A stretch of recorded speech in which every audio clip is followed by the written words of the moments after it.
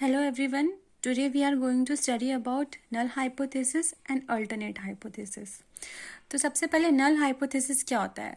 सबसे पहले तो null hypothesis को हम डिनोट करते हैं बाय H नॉट. ठीक है, तो नल हाइपोथेसिस एक वो हाइपोथेसिस होती है. नल मीन्स होता है नथिंग, यानी कि कोई भी चीज़ चाहे नेचर में एग्जिस्ट कर रही है या नहीं कर रही है, किसी भी दो चीज़ के बीच में कोई रिलेशन है या नहीं है, वो सबको निल कर देता है, यानी कि नथिंग. सपोज कीजिए कि एक सन है जो कि क्या प्रोवाइड करा रहा है, सनलाइट, और ये ट्री है. अब एक्चुअली हम देखें तो इनके बीच में रिलेशन है, बिकॉज सन जो है वो सनलाइट प्रोवाइड कराता है जिससे कि ये फोटोसिंथेसिस करता है. So there is a relation between sun and this tree. लेकिन नल हाइपोथेसिस क्या बोलता है कि नहीं, इन दोनों के बीच में कोई भी रिलेशनशिप नहीं है. So it is a hypothesis of no difference between hypothesis and actual value. So this is null hypothesis. It shows that there is no connection between both of them. अब इसमें आता है type 1 error and type 2 error. अब ये जो है ये बहुत ही इंपॉर्टेंट एरर है, लेकिन इनको पढ़ने से पहले we should know about alternate hypothesis. Alternate hypothesis को हम डिनोट करते हैं H1 से. Any hypothesis which is complementary to null hypothesis, यानी कि अब जो ये वाला हाइपोथेसिस होता है ये बिल्कुल इसका उलट होता है. ये कहता है कि नहीं, इनके बीच में रिलेशनशिप है which shows connection between two और मोर वेरिएबल्स, यानी कि सन और इस ट्री के बीच में कोई ना कोई कनेक्शन तो है. ये इसको सनलाइट प्रोवाइड करा रहा है और इसकी हेल्प से ये ग्रो हो रहा है. ठीक है, अब ये दोनों ही इंपॉर्टेंट हाइपोथेसिस है अपनी अपनी जगह पे. अब जो मैंने आपको बोला था कि टाइप 1 और टाइप 2 एरर जो है बहुत ही ज़्यादा इंपॉर्टेंट है, तो वो क्या होते हैं ये हम समझ लेते हैं पहले. अब सपोज कीजिए कि हमने कोई रिसर्च की और हमने कहा कि नहीं, सन और इस ट्री के बीच में रिलेशनशिप है, और हम अपनी रिसर्च को लेकर थोड़े से बाइस्ड हो गए, और जो कि एक रॉन्ग रिसर्च थी, इनके बीच में एक्चुअली कोई रिलेशनशिप नहीं था, लेकिन हमने कह दिया कि नहीं, सन और ट्री के बीच में तो रिलेशन है. ये जस्ट सपोज एक कंडीशन है.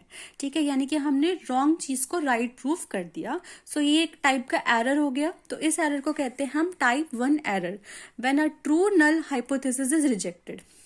यानी कि ये जो हाइपोथेसिस थी कि सन और ट्री के बीच में, ये एक्चुअली इनके बीच में कोई रिलेशनशिप नहीं था, तो ये नल हाइपोथेसिस थी, लेकिन इसको हमने अल्टरनेट हाइपोथेसिस बना के कोई ना कोई एक सर्टेन वैल्यू दे दी. तो ये है टाइप 1 एरर, यानी कि टाइप हाइपोथेसिस ट्रू थी, it should be null, but हमने उसको रिजेक्ट कर दिया.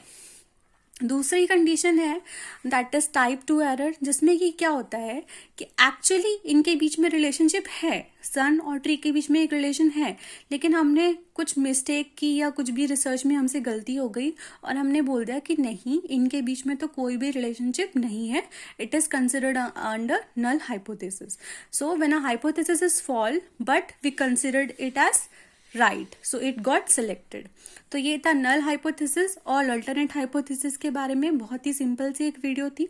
उसके अलावा जब भी हम किसी चीज़ के लिए टेस्ट करते हैं तो हम नल हाइपोथेसिस को ही सबसे ज़्यादा कंसिडर करते हैं, क्योंकि उसकी वैल्यूज, उसकी फाइंडिंग बहुत ही ईजी होती है. उसके बाद हम कुछ क्वेश्चंस करेंगे नल और हाइपोथेसिस पे बेस्ड, जो कि हमारे कॉम्पिटिटिव एग्जाम्स में देखने को मिल जाते हैं. So these are the questions. सबसे पहले question number 1, a failing student is passed by an examiner. तो जैसे कि मैंने आपको बताया कि कोई भी एक स्टूडेंट था जो कि फेल होना था, लेकिन उसको एग्जामिनर ने गलती से पास कर दिया. ठीक है, तो ये कौन सी हाइपोथेसिस हो जाएगी? It will be type 2 hypothesis. Okay, क्योंकि स्टूडेंट फेल था लेकिन उसको एग्जामिनर ने पास कर दिया. When a hypothesis is was false but it got selected, so it comes under type 2 hypothesis, type 2 error. Next is a passing student is, sorry यहां पे आएगा फेल्ड. एक पासिंग स्टूडेंट था बट वो fail कर दिया एग्जामिनर ने, तो ये कौन सा हाइपोथेसिस होगा?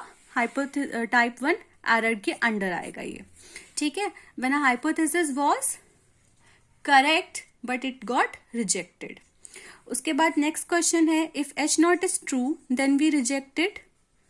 अगर H नॉट जो था वो ट्रू था तो H not was null hypothesis, लेकिन इसको हमने रिजेक्ट कर दिया, तो ये भी किसके अंडर आएगा? टाइप 1 एरर के अंदर. And the last question is a rule or formula that provide a basis for testing a null hypothesis. तो ये एक लर्निंग क्वेश्चन है जो कि आपको याद रखना है एंड इसका आंसर है टेस्ट हाइपोथेसिस. सो अगर आपको मेरी वीडियो अच्छी लगी हो तो आप इसे लाइक कीजिएगा और मेरे चैनल को सब्सक्राइब कीजिएगा. Thank you.